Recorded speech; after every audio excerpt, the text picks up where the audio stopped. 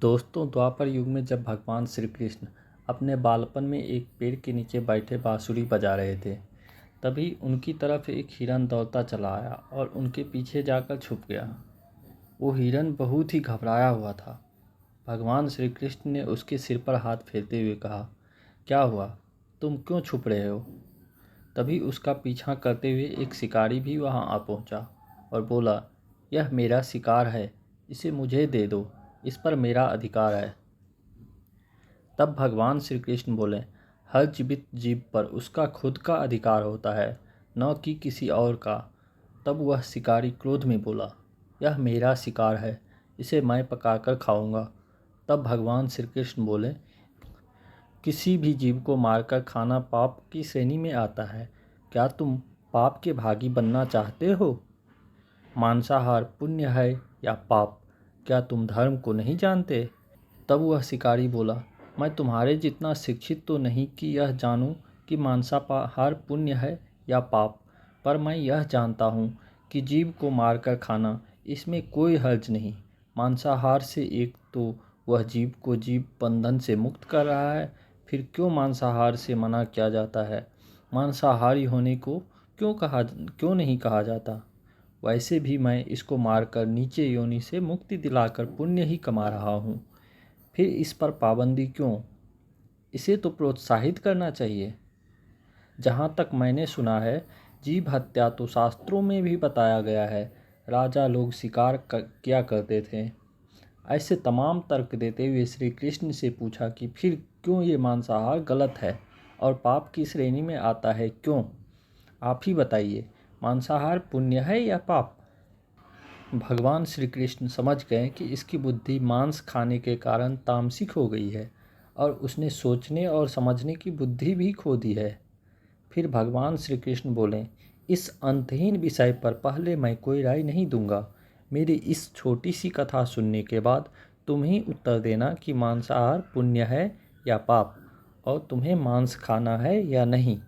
वह शिकारी सोचने लगा कि इसमें मेरा तो कोई घाटा नहीं है, इस कथा को मैं सुन ही लेता हूँ, मेरा मनोरंजन भी हो जाएगा और बाद में मुझे इसका मांस भी मिल जाएगा।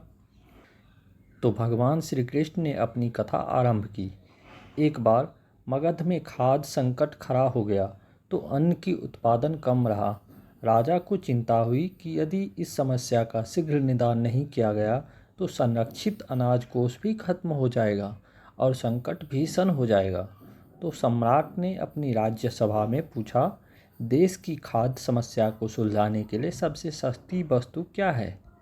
मंत्रीगण सोच में पड़ गए। चावल, गेहूं, आलू इत्यादि पदार्थों को उगाने के लिए बहुत श्रम करना पड़ता है। वह तभी प्राप्त होते हैं जब प्रकृति का प्रकोप न हो। ऐसे में तो कुछ सस्ता हो ही नहीं सकता। तभी शिकार का शौक रखने वाले एक मंत्री ने सोचा कि यही उत्तम अवसर है, क्यों न अंधाधुंध शिकार के लिए राजा की अनुमति ले ली जाए। उसने सभा में कहा कि सबसे सस्ता खाद्य पदार्थ है मांस। इसके लिए धन का खर्च भी नहीं है और पौष्टिक खाना भी मिलता है। तभी सामंतों ने इस बात का समर्थन कर दिया, लेकिन मगध के प्रधानमंत्री अभी भी चुप थे। सम्राट ने पूछा, प्रधानमंत्री आप चुप क्यों हैं? आपने कोई अनुमोदन नहीं किया, आपका क्या मत है? प्रधानमंत्री ने कहा, मैं यह नहीं मानता कि यह कथन सही है कि मांस सबसे सस्ता पदार्थ है। फिर भी इस विषय पर मैं अपने विचार आपके सामने कल रखूंगा। प्रधानमंत्री उसी रात मांसाहार का प्रस्ताव रखने वाले सामंत के घर पहुंचे। सामंत ने इतनी देर रात प्रधानमंत्री को अपने घर आया देखा तो घबरा गया। किसी अनिष्ट की आशंका से वह काँप गया। प्रधानमंत्री ने कहा, संध्या को महाराज बीमार हो गए, उनकी हालात बहुत ही खराब है। राजा वैद्य ने कहा है कि किसी शक्तिशाली देह का तो तोला मांस मिल जाए तो राजा के प्राण बचाए जा सकते हैं। आप महाराज के सबसे विश्वास पात्र हैं, इसलिए आपसे योग्य कौन होगा? इसके लिए आप जो भी मूल्य लेना चाहते ले सकते हैं। आप कहे तो इस काम के लिए मैं आपको 1,00,000 स्वर्ण मुद्राएं भी दे सकता हूँ। एक बड़ी जागीर भी आप मांग सकते हैं। बस आप अपनी इच्छा कहें। मैं कटार से आपके हृदय को चीर कर बस 2 तोला मांस निकाल लूँगा। यह सुनकर सामंत के चेहरे का रंग फीका पड़ गया। वह सोचने लगा, जब जीवन ही नहीं रहेगा तो लाख स्वर्ण मुद्राओं से मैं क्या करूँगा, और बड़ी जागीर भी किस काम आएगी। वह झटपट अंदर भागा और अपनी तिजोरी से 1 लाख स्वर्ण मुद्राएं लेकर आया। मुद्राएं देकर उसने प्रधानमंत्री के पैर पकड़ लिए और गिड़गिड़ाते हुए कहा, श्रीमंत, मैं आपकी 1 लाख मुद्राओं में अपनी 1 लाख मुद्रा और मिलाता हूँ। इस पैसे से आप किसी और सामंत के हृदय का मांस खरीद लें, किंतु मुझे जाने दें। यह बात किसी और को पता न चले, मैं आपसे आग्रह करता हूँ। प्रधानमंत्री जी यह सब समझ चुके थे। वह उसे थोड़ी और मानसिक पीड़ा देना चाहते थे। प्रधानमंत्री ने आगे कहा, सामंत, आप शरीर से बलिष्ठ हैं। आपकी कद काठी महाराज से मिलती जुलती है, इसीलिए राजवैद्य से खास तौर पर आप ही का नाम लिया है। आपके दान से हमारे अच्छे राजा की जिंदगी बच सकती है। आप कहे तो मैं आपको प्रधानमंत्री का पद देने को तैयार हूँ और खुद आपका कर्मचारी बनकर रहूँगा, पर प्रजा से हमारे राजा न छीने। सामंत तो फंसता हुआ दिख रहा था। उसने शरीर पर अंग वस्त्र रखकर अपने जूते भी पहन लिए। जैसे ही वह वहाँ से भागने वाला था, वह तुरंत प्रधानमंत्री के पैरों में लेट गया। उसने याचना की कि प्रधानमंत्री, मैं इसके योग्य नहीं हूँ। जब प्राण ही नहीं रहेंगे तो प्रधानमंत्री पद का या राजा का सिंहासन मिल जाए तो उसका क्या करूँगा। आप चाहे तो मेरा सब कुछ ले लें, पर मेरे प्राण न लें। मैं अपना ये भवन और सारा धन आपको सौंपता हूँ। रातों रात राज्य से निकल जाऊंगा। इतना कहकर वह अपने घोड़े की ओर भागा, और जैसे ही अपना घोड़ा गठने लगा, आवाज़ आई, अभी अभी अपने पीछे गए तुम अपने परिवार को भी छोड़े जा रहे हो। सामंत बोला, मेरे प्राण से प्रिय कुछ भी नहीं है। जब जीवन ही न रहेगा तो कुटुंब का क्या करूँगा। जीवन रहा तो ऐसे ही सुखी रह लूँगा। इतना कहकर घोड़े पे छलांग लगाकर बैठ भी गया। वह अभी चलने को ही था कि प्रधानमंत्री ने घोड़े की साख पकड़ ली। वह सामंत से बोला, भागने की जरूरत नहीं है, आप आराम से घर पर ही रहो। मैं किसी और का प्रयास करता हूँ। यह कहकर प्रधानमंत्री वहाँ से चले गए। प्रधानमंत्री के वहाँ से जाने पर सामंत के अंदर कुछ जान तो आई, परंतु बेचैनी बनी रही। उसकी नींद खराब हो चुकी थी।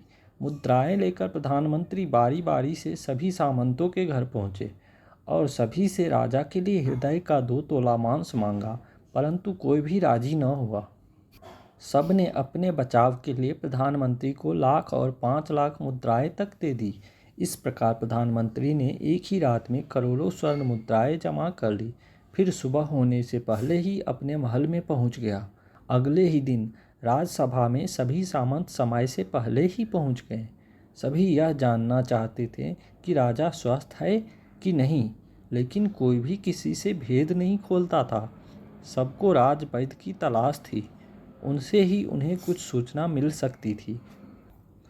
प्रधानमंत्री ने सैनिकों को आज्ञा दे रखी थी कि जब तक महाराज राजसभा में न आए, किसी भी सामंत को भी महल से बाहर जाने की आज्ञा नहीं है।